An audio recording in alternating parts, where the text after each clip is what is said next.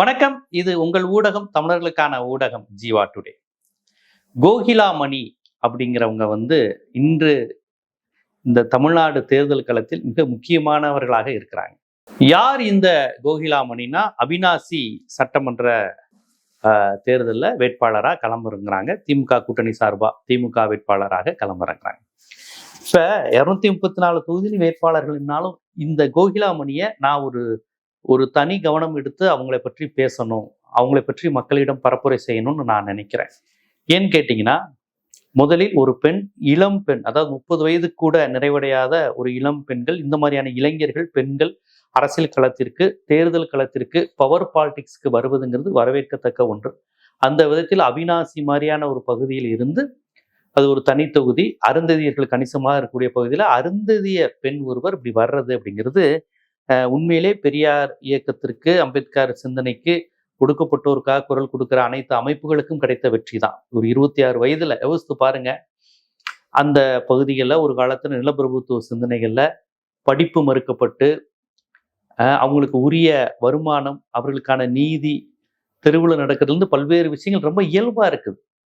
அதாவது போராட்டங்கிறது செகண்டரி. தொடக்கத்துல அதை எல்லாருமே ஏத்துக்கிறாங்க. ஆமாங்க, நாங்க இவங்களுக்கு கட்டுப்பட்டவங்க தான், பண்ணையார் கட்டுப்பட்டவங்க தான், இந்த சமூகத்துக்கு நாங்க கீழே தான் அப்படிங்கிற ஒரு இந்துத்துவ மனநிலையில் பாதிக்கப்பட்டவர்களாக இருந்த மக்கள்லாம் இன்னைக்கு நல்ல நல்ல படிப்பு, நல்ல இடத்துக்கு வர்றாங்க. இன்னும் நிறைய உயரங்கள் வரணும்.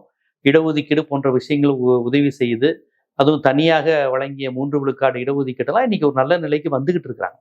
அந்த விதத்தில் இந்த அன்பு சகோதரி கோகிலாமணி அவர்கள் இளம் வேட்பாளராக இருக்கிறார்.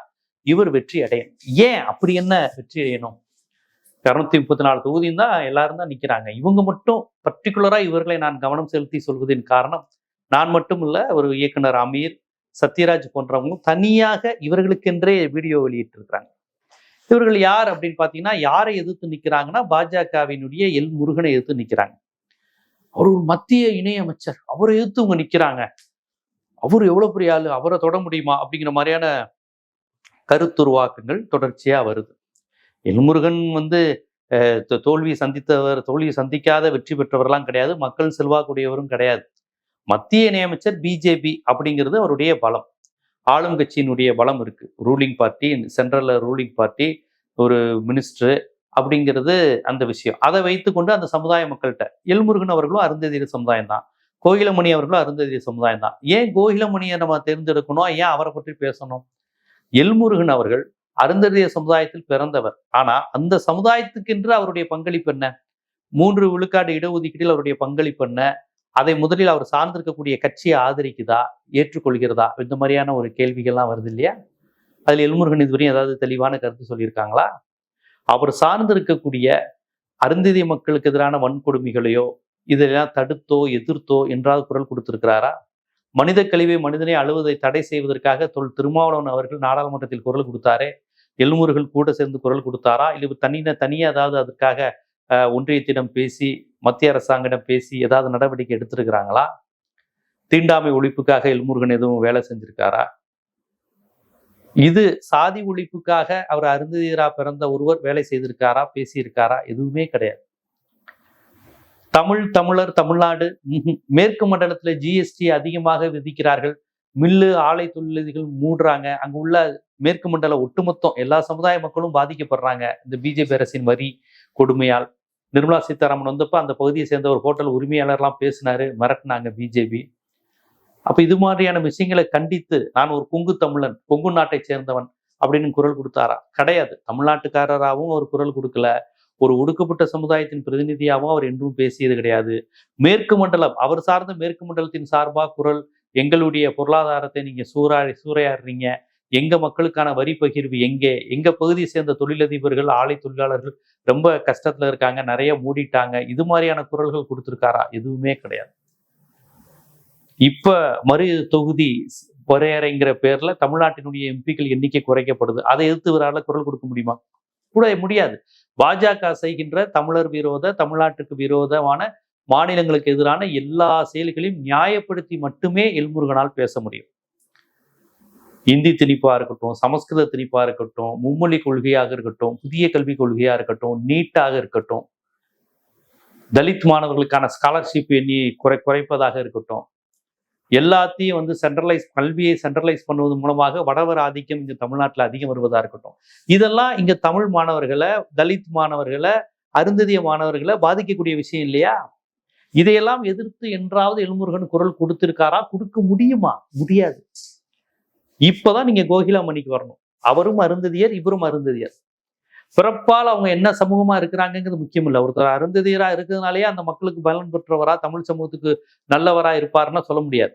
ஸோ கோகிலாமணியை நான் வெறுமனே அருந்ததியருங்கிறதுக்காக ஆதரிக்க சொல்லல. கொடுக்கப்பட்டவர், ஏழை அப்படிங்கிறதுலாம் கிடையாது. ஆனால் அவர் யாராக இருக்கிறார், எந்த மக்களுக்காக இருக்கிறார்? அவர் வந்தா தமிழ்நாட்டின் குரலாக ஒலிப்பார், அவிநாசி சட்டமன்றத்தின் குரலாக ஒலிப்பார், அவிநாசி தொகுதியில் மக்களுக்கான பிரச்சனையை ஒலிப்பார். ஏன்னா இவர் வந்து அதிகாரத்தை இதுக்கு முன்னாடி ருசித்தவர் கிடையாது, மதவெறியால் ஊட்டப்பட்டவர் கிடையாது, கண்டிப்பா அவர் சாதி வெறியுடன் இருப்பதற்கான சாத்தியக்கூறுகளே கிடையாது, ஆணாதிக்க சிந்தனையுடன் இருக்க வாய்ப்பே இல்லாத ஒருவர். அப்பேற்பட்டவர் ஒரு எளியவர், பொருளாதாரத்தில் ரொம்ப சாமானியவர். ஒரு கம்யூனிஸ்ட் கட்சி வீடு மாதிரி தான் அவருடைய வீடு இருக்கு. அவங்க வீடை பற்றிலாம் நேர்காணல்கள் பார்த்துருப்பீங்க. கோகிலாமணியனுடைய வீடு எம்எல்ஏ ஆனாலும் அந்த வீடு ஒன்றும் பெரிய மாளிகையாலாம் மாறிடாது, உடனே அவ்வளோ பெரிய வீடாலாம் மாறிடாது. ஒரு இடதுசாரி எம்எல்ஏ ஒரு தோழருடைய வீடும் குடிசை வீட்டில் இருக்கிறாங்கன்னாங்க.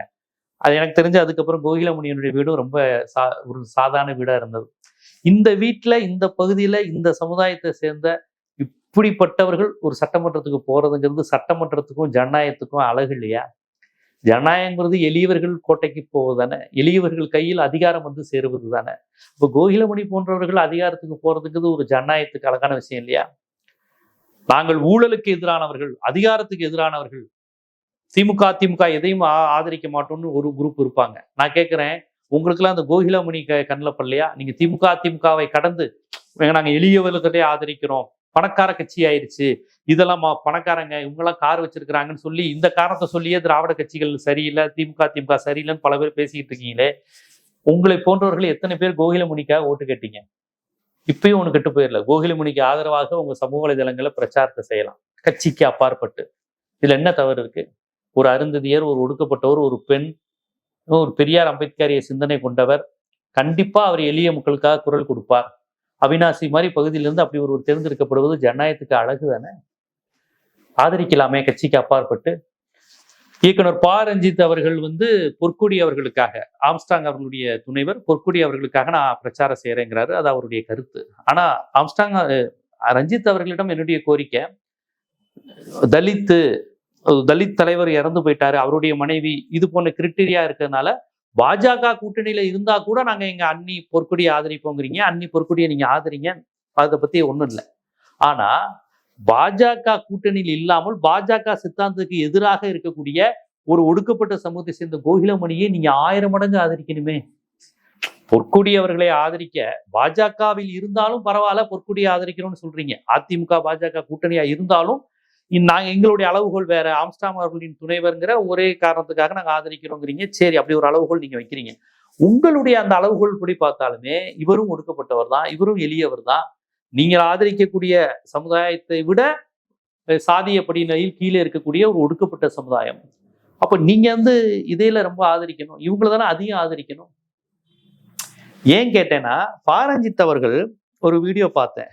ஜக்கையன், ஆதித்தமிழர் பேரவை ஐயா அதியமான், தமிழ் புலிகள், இந்த மாதிரி அருந்ததிய அமைப்புகளுக்கு ஒரு சீட்டாவது நீங்க கொடுத்துருக்கணும்னு ப. ரஞ்சித் கேட்கிறாங்க. கட்சிக்கு வெளியே இருந்து வரக்கூடிய குரல்கள் இதெல்லாம். திமுக கூட்டணியில கிடையாது அவரு. இருந்தாலும் நீங்களாம் கொடுத்துருக்கலாமே, இது ஒரு சமூக நீதி கட்சி தானே, ஏன் உங்களை ஆதரிக்கிற அருந்ததி அமைப்புகள் கட்சிகளுக்கு ஏன் ஒரு சீட்டு கொடுத்தீங்க? கொடுக்கல அப்படின்னு கேட்டிருந்தாங்க. அவங்க தனியரசுக்கு கூட ஒரு சீட்டு கொடுக்கல. தனியரசு அவர்களும் முழுக்க திமுக ஆதரித்தார், கொடுக்கல. அருந்ததி அமைப்புகளுக்கும் சீட்டு கொடுக்கல. இது பலரும் வருத்தப்பட்டாங்க. உண்மையிலே உங்க சமூக நீதியின் பால் அந்த ஆதங்கம் வந்து சரியானதுமே கூட. அதிகமான ஐயா போன்றவர்கள் கொடுத்திருந்தா சட்டமன்றத்தில் அவரை போன்றவர் ஒடுக்கப்பட்டவர்களுக்காக பெரியாரிய சிந்தனையுடன் பேசக்கூடியவர். சரி, அவர்களுக்கெல்லாம் சீட்டு கிடைக்கவில்லை என்று ஆதங்கப்படுகின்ற நீங்கள் கோகிலாமணிக்கு சீட்டு கிடைத்ததற்கு மகிழ்ச்சி தெரிவித்து அவரை வெற்றி பெற நீங்க பிரச்சாரம் செஞ்சிருக்கணுமா இல்லையா? நான் சொல்ற ஆங்கிள் புரியுதா? நான் உங்க ஆங்கிள்லயே வரேன். உங்களுடைய திமுக எதிர்ப்பு, திராவிடத்தின் மீதான கோபம், தலித் கட்சிகளை எப்படி பார்க்கணுங்கிற உங்களுடைய பார்வையிலிருந்து உங்க பார்வையில் பார்த்தா கூட கோகிலாமணியை நீங்க ஆதரிக்கணுமே. ஒடுக்கப்பட்டோரிலும் ஒடுக்கப்பட்டோர். நீங்க எதிர்பார்த்த அருந்ததியர்களுக்கு ஏன் சீட்டு கொடுக்கலங்கிற இவர் ஒரு பர்சனாலிட்டி, ஆளுமை தான். அவங்களுக்கு கொடுத்துருக்கணும். பட் இவங்களுக்கு கொடுத்துருக்குறாங்கல்ல, ஒரு எல்முருகனை தோக்கடிக்கிற இடத்துல ஒரு இளம் பெண் அருந்ததி நிப்பாட்டியிருக்காங்களா, இவங்க வெற்றி பெறுவது எவ்வளவு முக்கியமானது. பே சீனிவாசன் விருதுநகரில் பெற்ற வெற்றி போல் அல்லவா, ஜெயலலிதாவை எதிர்த்து சுகவனம் பெற்ற வெற்றி போல் அல்லவா. அந்த மாதிரியான அதிசயங்கள் நிகழும் இல்லையா, தேர்தலில் நடந்திருக்கா இல்லையா. ஜெயலலிதாவே தோத்த போதும் அந்த கட்சியில தாமிரகனி, திருநாவுக்கரசு, ஆலங்குடி வெங்கடாச்சலம் போன்றவங்களா ஜெயிச்சாங்க இல்லையா. இந்த மாதிரியான தேர்தல் மேஜிக் நடக்கும். அதாவது மினிஸ்டர்னா கண்டிப்பா ஜெயிச்சிருவாரு, ஆளுங்கட்சினா கண்டிப்பா ஜெயிச்சிருவாருன்னு இல்லை, உடைத்திட்டு ரொம்ப சாமானியர்கள் எளிய ஜனநாயகத்தில் இந்த மாதிரியான அதிசயங்கள் நிகழும். அந்த அதிசயங்கள் இந்த முற்போக்காளர்களும் அம்பேத்கரியர்களும் பெரியாரியர்களும் மார்க்சியர்களும் சேர்ந்து நிகழ்த்தலாமே, அதுக்கு நீங்க காரணமா இருக்கலாமே. கேட்டேன், பாரஞ்சித் அவர்கள் அந்த அருந்ததி அமைப்புகளுக்கு சீட்டு இல்லையே வருத்தப்பட்டாரு. கோயிலாமணிக்காக அந்த அந்த பார்வையோடு அப்படியே பயணித்தா கோயிலாமணிக்காக வந்து அவினாசிலேயே நீங்க ஓட்டு கேட்டிருக்கலாம், ஓட்டு கேட்டிருக்கணுங்கிறது என்னுடைய எதிர்பார்ப்பு. இப்ப கூட ஒண்ணு இல்லை, நீங்க பரப்புரை செய்யலாம். அவினாசியில் இருக்கக்கூடிய உங்களுடைய ஆதரவாளர்கள் தோழர்களை வைத்து தோழர் கோயிலாமணி நாம் ஆதரிப்போம், எல்முருகனுக்கு எதிராக அவரை வெற்றி பெற செய்வோம், இது எளியவர்களுக்கான வெற்றி அப்படின்னு கூட நீங்க பரப்புரை செய்யலாம். இது என்னுடைய வேண்டுகோள். எல்லா வேட்பாளர்களையும் வெற்றி பெற வாய்ப்புள்ளவர்கள் வாய்ப்பில்லாதவர்கள் இருக்கிறாங்க. ஆனா ஒரு பாஜக மத்திய இணையமைச்சரை எதிர்த்து ஒரு எளிய பெண்மணியான கோயிலாமணி வெற்றி பெறுவதுங்கிறது ரொம்ப முக்கியம். பொதுவான பிம்பங்கள் எல்லா ஊடகங்களையும் எல்முருகன் ஒரு மினிஸ்டர், அதனால அவர் கண்டிப்பா அவர் ஸ்டார் கேண்டிடேட்டுங்கிற கான்செப்ட் பண்ணிடுவாங்க. உண்மையான ஸ்டாரா நான் கோகிலாமணி போன்றவர்களை பார்க்கிறேன். ஏன்னா பீஸ் கோயில் வந்தப்ப, தமிழ்தாய் வாழ்த்து வந்தப்ப மிச்சர் சாப்பிட்டு எதிர்த்து நிக்காம வந்திருக்காங்க எல்முருகன் உட்பட பாஜக வேட்பாளர்கள், அங்க உள்ள திருப்பூர் வடக்கு தெற்கில் உள்ள பாஜக கூட்டணி வேட்பாளர்கள்லாம். ஆனால் கோகிலாமணி தமிழுக்காகவும் தமிழர்களுக்காகவும் தமிழ்நாட்டிற்காகவும் எந்த ஆபத்து வந்தாலும் அதை எதிர்த்து போராடக்கூடிய வலிமையுடையவராக இருக்கக்கூடிய இளையவராக நான் பார்க்கிறேன். அதனால அந்த சகோதரி வெற்றி பெறணும் அப்படிங்கிறத தமிழ்நாட்டில் உள்ள அனைத்து பெரியாரிய முற்போக்கு ஜனநாயக சிந்தனையாளர்கள் விரும்புறாங்க, நானும் விரும்புறேன். ஸோ திமுகவின் வெற்றி அதிமுகவின் வெற்றிங்கிறது கடந்து கோகிலாமணி போன்றவர்கள் வெற்றியும் ரொம்ப முக்கியமான விஷயமா பார்க்கிறேன். ஸோ அந்த கோகிலாமணி போன்றவர்களை கட்சி கடந்து, இப்ப கேட்பாங்க இல்லையா, கட்சி கடந்து திமுக கடந்து இவரை நீங்க ஆதரிக்கணும் அப்படின்லாம் நிறைய பேர் கேட்பாங்க. கடந்த முறை வந்து இந்த மக்கள் நல கூட்டணி சார்பா அவங்க கல்வியாளர் வசுந்தரா தேவியை நிப்பாட்டிட்டு ஏன் இவங்களை ஆதரிக்கலாமே அப்படின்லாம் கேட்டாங்க. இவங்களுக்கு எதிராக யாரும் நிப்பாட்டக்கூடாது அப்படிங்குவாங்க. நான் கேட்கிறேன், கோகிலாமணியை வந்து நீங்க பாஜகவுக்கு எதிராக நிறுத்தியிருக்காங்க திமுக, அவங்கள நீங்க ஆதரிக்கலாமே. கட்சி கடந்து எல்லா கட்சியிலும் உள்ள தலித் அமைப்புகளும் முற்போக்காளர்களும் இவங்களை ஆதரிக்கலாமே, இவர்களை வெற்றி பெற செய்யலாமே. அந்த தொகுதி முழுக்க ஏடிஎம்கே சாதகமான தொகுதி, ஏடிஎம்கே ரொம்ப அசால்ட்டா ஜெயிக்கக்கூடிய அந்த அவினாசி தொகுதியை அப்படியே எடுத்து அதிமுக வந்து பாஜக கொடுத்திருக்கு. இது அதிமுக தொண்டர்களுக்கு செய்த துரோகம். கொடுக்கலாம், கூட்டணிக்கு தொகுதி மாத்தி கொடுக்கலாம். அதான் உங்களுக்கு சார்பா இருக்கிற ஒரு தொகுதியை முழுக்க முழுக்க அதிமுக உழைப்பை பெற்றுக்கொண்டு பாஜக வெற்றி பெறுவதற்கு வாய்ப்பா அந்த தொகுதியை கொடுத்துருக்காங்க. ஸோ அதிமுக தொண்டர்களும் யோசிங்க, உங்க தொகுதி உங்க இடத்த இந்த மாதிரி கொடுக்கக்கூடிய நிலைக்கு போயிருக்கிறாங்க. அவினாசியினுடைய பாரம்பரியமான அதிமுக வாக்காளர்கள், சமூக நீதி சிந்தனையாளர்கள், இந்த எளிய பெண் கோகிலாமணி போன்றவர்கள் வெற்றி பெறணுமா, இல்ல அருந்ததியர் என்கின்ற பேரில் இருந்தாலும் பாஜகவின் நபராகவே இந்துத்துவின் நபராகவே செயல்படுகின்ற எல்முருகன் போன்றவர்கள் வேண்டுமாங்கிறத நீங்களே முடிவு பண்ணுங்க. நம்ம தேர்தல் பகுப்பாய்வுங்கிறது கருத்தியல் கலந்துதான் இருக்கும். அந்த வகையில் கோகிலாமணி அவர்கள் வந்து வெற்றி பெறுவது இந்த தேர்தலில் ரொம்ப ஒரு முக்கியமான காரணியாக அம்சமாக நான் எதிர்பார்க்கிறேன். இது போன்ற அரசியல், சமூகம், ஜனநாயகம், சினிமா போன்ற பல்வேறு விழிப்புணர்வு காணொளிகள் உங்களை வந்து சேருவதற்கு ஜீவா டுடே சேனலில் சப்ஸ்கிரைப் பண்ணுங்க, ஆதரவு தாங்க. நன்றி.